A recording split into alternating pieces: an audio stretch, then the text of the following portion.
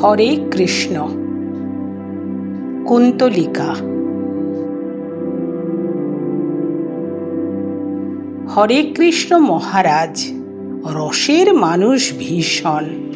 রসের কথা শুনতে শুনতে ঘুমিয়ে পড়ে কিষান। সীতামাসি তেড়ে এলো, কেমন রসের কথা?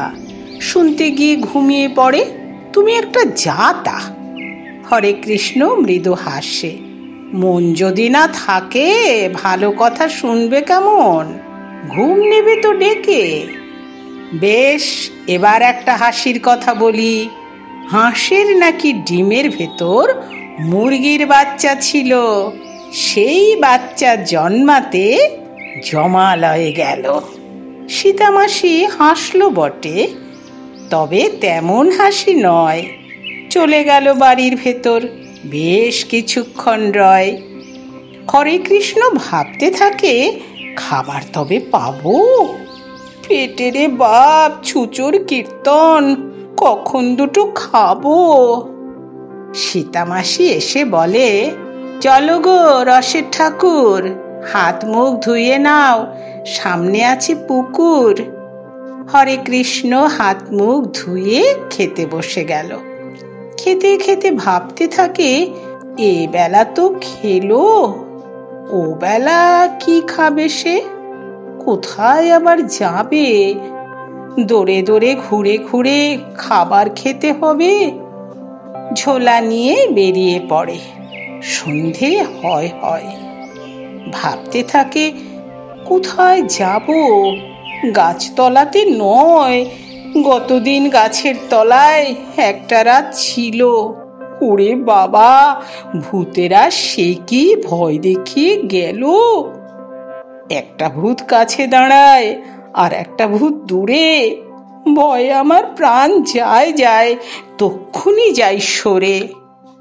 এই ভেবে হাঁটতে থাকে। একটা পেল মাঠ। মাঠ পেরিয়ে দেখতে পেল ছোট একটা হাট। ভাবলো মনে, ভালোই হবে, অনেক লোক আছে, এইখানে থেকেই যাই, ভূত আসবে না কাছে। এমনি করে 2-4 দিন হাটেই থেকে গেল।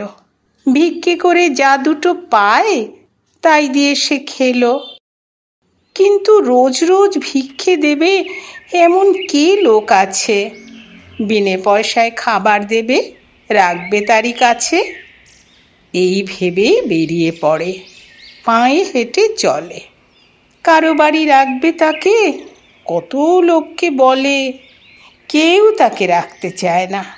উপবাসে দিন কাটে। হাঁটতে হাঁটতে আবার কখন এলো একটা মাঠে।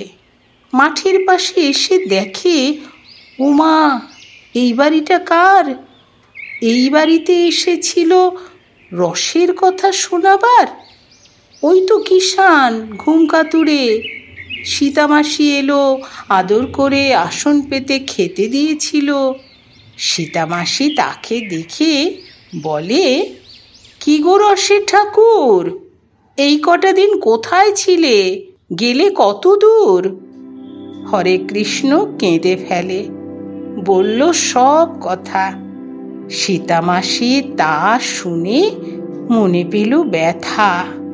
বলল তাকে, সীতামাসি গরিব তো নয়, এইখানে যাও থেকে।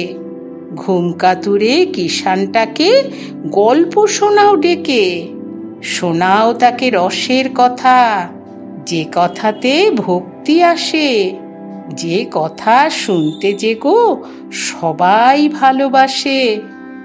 হরে কৃষ্ণ তাকিয়ে ভাবে, সীতামাসি দেবী, নইলে এমন একটা ভবঘুরেকে দিল স্নেহের চাবি।